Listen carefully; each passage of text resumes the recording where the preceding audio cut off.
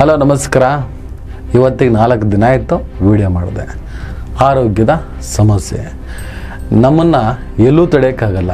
ಕೈ ಹಾಕಿದ್ರೆ ಗಂಟ್ಲಿಗೆ ಹಾಕಬೇಕು. ಹಾಗಾಗಿ ಗಂಟ್ಲಿಗೆ ಕೈ ಹಾಕಿದ್ರಿ ಅಂದರೆ ಗಂಟ್ಲು ನೋವು, ಮಾತಾಡೋಕ್ಕಾಗ್ತಿರಲಿಲ್ಲ. ತುಂಬ ಡೆವಲಪ್ಮೆಂಟು ನೋಡ್ತಾನೆ ಇದ್ದೆ, ತಡ್ಕೊಳಕ್ಕಾಗ್ತಿರಲಿಲ್ಲ. ಇದ್ರ ಬಗ್ಗೆ ಏನಾರು ಮಾತಾಡಬೇಕು ಏನೂ ಮಾತನಾಡೋದ ಸ್ಥಿತಿ. ಯುದ್ಧ, ದಿನ ಬೆಳಗ್ಗೆ ಭಾರತ ಪಾಕಿಸ್ತಾನ ಯುದ್ಧ. ಮುಖ್ಯಮಂತ್ರಿ ಸಿದ್ದರಾಮಯ್ಯನವ್ರು ಹೇಳಿದ್ರಂತೆ ಯುದ್ಧ ಅಗತ್ಯ ಇಲ್ಲ, ಯುದ್ಧ ಬೇಡ ಅಂತ. ಅದಕ್ಕೊಂದಿಷ್ಟು ಟ್ರೋಲು. ಅದಾದಮೇಲೆ ಮುಖ್ಯಮಂತ್ರಿ ಸಿದ್ದರಾಮಯ್ಯನವರು ಅದೆಲ್ಲ ಮತ್ತೆ ಭಾಷಣದಲ್ಲಿ ಅಂಥ ಪರಿಸ್ಥಿತಿ ಬಂದರೆ ಯುದ್ಧ ಬೇಕು ಅಂತ ಹೇಳ್ತಾರೆ. ಒಬ್ಬ ಮನುಷ್ಯ ಏನನ್ನು ಮಾತಾಡ್ತಾನೆ, ಯಾವ ಕಾಂಟೆಕ್ಸ್ಟಲ್ಲಿ ಮಾತಾಡ್ತಾನೆ ಅನ್ನೋದನ್ನು ಅರ್ಥ ಮಾಡಿಕೊಳ್ಳದ ಯುದ್ಧ ಯುದ್ಧ ಯುದ್ಧ ಯುದ್ಧ ಮಾಡಿಬಿಡ್ತೀವಿ ಅಂತ ಹೇಳ್ಬಿಟ್ಟು ಹೇಳ್ತಾರೆ ಕೇಳೋರು.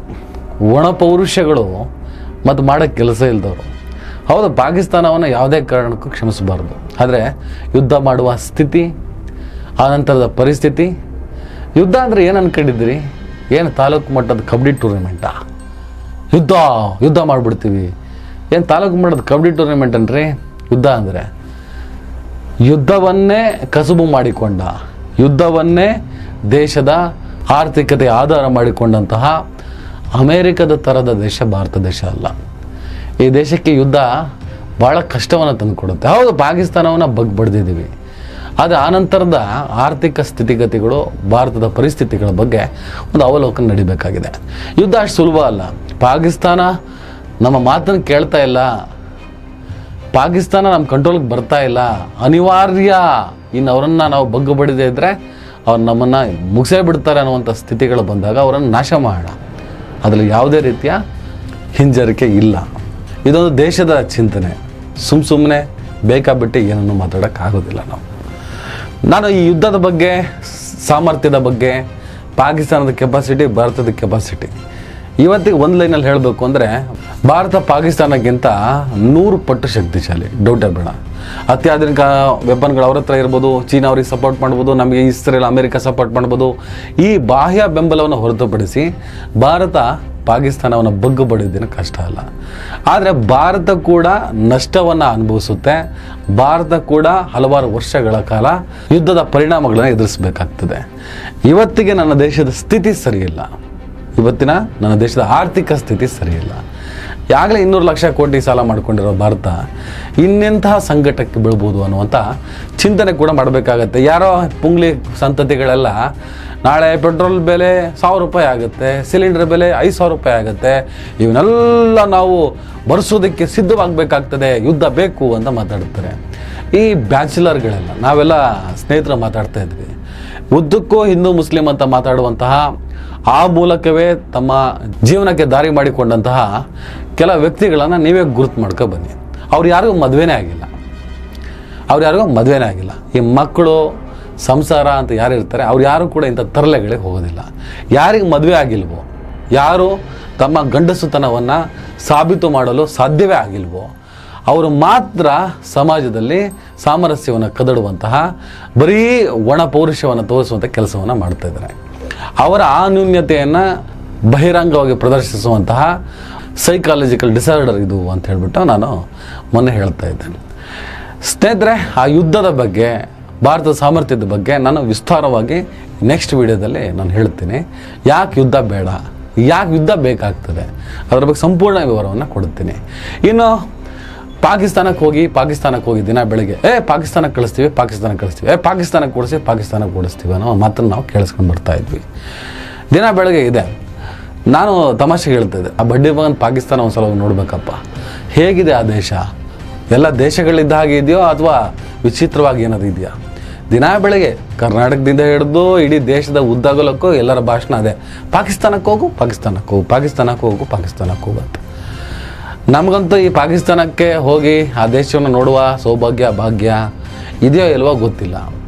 ಪಾಕಿಸ್ತಾನಕ್ಕೆ ಹೋಗ್ತೀವೋ ಇಲ್ವೋ ಗೊತ್ತಿಲ್ಲ. ಆದರೆ ನನ್ನ ದೇಶದಲ್ಲಿ, ನನ್ನ ಕರ್ನಾಟಕದಲ್ಲಿ, ನನ್ನ ಮಂಗಳೂರಿನಲ್ಲಿ ನಾನು ಪಾಕಿಸ್ತಾನವನ್ನು ನೋಡೋ ಥರ ಇತ್ತು. ಅದಾಗಲೇ ಉತ್ತರ ಭಾರತ, ಉತ್ತರ ಪ್ರದೇಶದಲ್ಲೆಲ್ಲ ನಾವು ಪಾಕಿಸ್ತಾನವನ್ನು ನೋಡ್ತಾ ಇದ್ವಿ. ಆ ಭಯೋತ್ಪಾದನೆಯನ್ನು ಭಯವನ್ನು ಉತ್ಪಾದಿಸೋದು ಪಾಕಿಸ್ತಾನ ಹಾಗೇ ಮಾಡ್ಕೊಂಡು ಬಂದಿತ್ತು. ಅವನು ಬಿಲಾವಲ್ ಭುಟ್ಟೋ, ಬೆನಜೀರ್ ಭುಟ್ಟೋ ಅವ್ರ ಮಗ, ಪಾಕಿಸ್ತಾನದ ಮಾಜಿ ಪ್ರಧಾನಿ, ಅದೊಂದು ಸ್ಟೇಟ್ಮೆಂಟ್ ಕೊಟ್ಟಿದ್ದ. ಸಿಂಧು ನದಿಯ ನೀರನ್ನು ನಮ್ಮ ದೇಶಕ್ಕೆ ಬಿಡದಿದ್ದರೆ ನಾವು ರಕ್ತ ಹರಿಸುತ್ತೇವೆ, ಭಾರತೀಯರ ರಕ್ತ ಹರಿಸುತ್ತೇವೆ ಅಂತ. ಅದಕ್ಕೆ ನಾನು ಬರೆದಿದ್ದೆ, ಅಣ್ಣ ನೀನಿರೋದು ನಿನ್ನ ತಾಯಿಯ ರಕ್ತ ಹರಿಸಿದ ದೇಶದಲ್ಲೇ ಫಸ್ಟ್ ನೀನು ಹುಷಾರಾಗಿರು ಅಂತ. ಅವನೇ ಆಲ್ರೆಡಿ ರಕ್ತದ ಮೇಲೆ ನಿಂತ್ಕೊಂಡಿದ್ದಾನೆ, ಇನ್ನೊಂದು ದೇಶದ ರಕ್ತ ಹರಿಸುವ ಬಗ್ಗೆ ಮಾತಾಡ್ತಾನೆ ಅಂಥೇಳಿ. ಈ ಒಣಜಂಬ ಒಣ ಪೌರುಷದ ಮಾತುಗಳು ಎರಡೂ ಬದಿಯಲ್ಲಿದ್ದಾವೆ. ಎರಡೂ ಬದಿಯಲ್ಲೂ ಅಂಧ ಭಕ್ತರಿದ್ದಾರೆ. ಅವರಿಗೆ ವಾಸ್ತವದ ಅರಿವಿದ್ದು ಕೂಡ ಪುಂಡಾಲು ಮೆರೆಯೋದಕ್ಕೆ ಪ್ರಯತ್ನವನ್ನು ಪಡ್ತಾರೆ. ಸ್ನೇಹಿತರೆ, ಕರ್ನಾಟಕದ ಮಂಗಳೂರಿನಲ್ಲಿ ಅಂದರೆ ಪಾಕಿಸ್ತಾನ ಜಿಂದಾಬಾದ್ ಹೇಳ್ದ ಅಂಥೇಳಿ ಒಂದು 40 ಜನ ಒಬ್ಬ ವ್ಯಕ್ತಿಯನ್ನು, ಮುಸಲ್ಮಾನ ವ್ಯಕ್ತಿ ಅಶ್ರಫ್ ಅಂತೇಳಿ ವೈರ್ನಾಡ್ನವನು ಹೊಡೆದು ಕೊಂದಾಕ್ತಾರೆ. ಆತ ಪಾಕಿಸ್ತಾನ ಜಿಂದಾಬಾದ್ ಹೇಳ್ದ ಅಂಥೇಳಿ ಆತನನ್ನು ಕೊಂದಿದ್ದಾರೆ ಅಂತ ಹೇಳ್ಬಿಟ್ಟು ನಮ್ಮ ಗೃಹ ಸಚಿವ ಪರಮೇಶ್ವರ್ ಹೇಳಿಕೆ ಕೊಡ್ತಾರೆ. ಎಷ್ಟು ವಿಚಿತ್ರ ಅಲ್ವಾ, ಎಂತಹ ವಿಕಟ ಅಲ್ವಾ. ಈಗ ಸತ್ತೋದವನು ಹಾಗೆ ಹೇಳ್ದನೋ ಇಲ್ವೋ ಯಾರಿಗೆ ಗೊತ್ತು.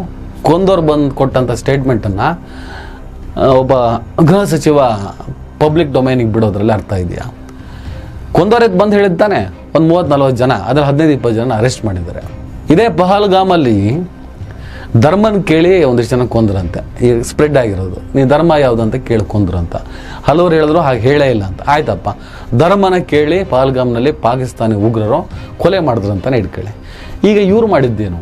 ಕೊಂದೋರೆ ಬಂದು ಹೇಳಿದ್ನ ಅದನ್ನು ಸ್ಟೇಟ್ಮೆಂಟ್ ಆಗಿ ಆಗ ಹೇಳಿದ್ರು ಅನ್ನುವಂತಹ ಗ್ಯಾರಂಟಿ ಮೇಲೆ ಹೇಗೆ ಪಬ್ಲಿಕ್ ಡೊಮೈನಲ್ಲಿ ಒಬ್ಬ ಹೋಮ್ ಮಿನಿಸ್ಟರ್ ಮಾತಾಡ್ತಾರೆ? ಅದಕ್ಕೇನಾದ್ರು ಅರ್ಥ ಇದೆಯಾ?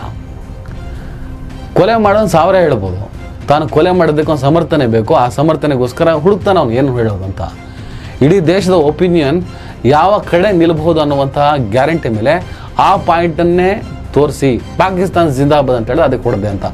ಸರಿ ಇದೆ ಬೇಡಪ್ಪ, ನನ್ನ ದೇಶದಲ್ಲಿರುವಂಥ ಈ ಮುಸಲ್ಮಾನರು ದಿನ ಬೆಳಗ್ಗೆ ಪಾಕಿಸ್ತಾನಕ್ಕೆ ಜೈಕಾರ ಹಾಕ್ತಾರೆ, ಪಾಕಿಸ್ತಾನ ಜಿಂದಾಬಾದ್ ಹೇಳಿದ್ರೆ ಅದಕ್ಕೆ ಕೊಂದಿದ್ದು ಸರಿ ಇದೆ. ಈ ಥರ ಒಂದು ಜನಾಭಿಪ್ರಾಯವನ್ನು ರೂಪಿಸೋದಕ್ಕೋಸ್ಕರ, ಮೂಡಿಸೋದಕ್ಕೋಸ್ಕರ ಈ ಆರೋಪಿಗಳು ಆ ಸ್ಟೇಟ್ಮೆಂಟ್ನ ಕೊಟ್ಟಿರ್ಬೋದು. ಅದೇ ಫೈನಲ್ ಸ್ಟೇಟ್ಮೆಂಟ್ ಅಂತ ಒಂದು ಸರ್ಕಾರ ತೀರ್ಮಾನಕ್ಕೆ ಬಂದರೆ ಇದಕ್ಕಿಂತ ದುರಂತ ಏನಿದೆ?